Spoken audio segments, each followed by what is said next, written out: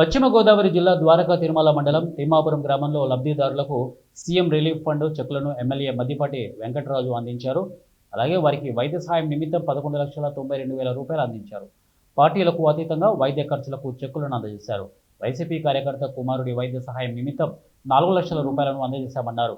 ఈ సందర్భంగా కూటమి పాలనకు మెచ్చి వైసీపీ కార్యకర్త టీడీపీలో చేరారని అన్నారు.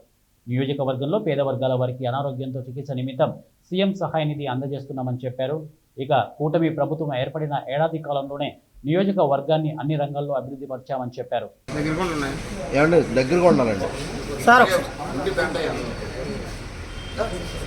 సార్ మీరు ఫోటో ఒకసారి ఇస్తే అయిపోతుంది.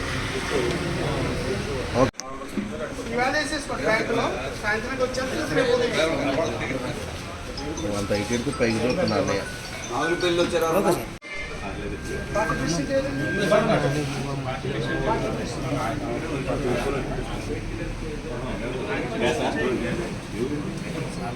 రామనగూడెం బాగా లేరు నారాయణగూడెం చూడలేటు చూడండి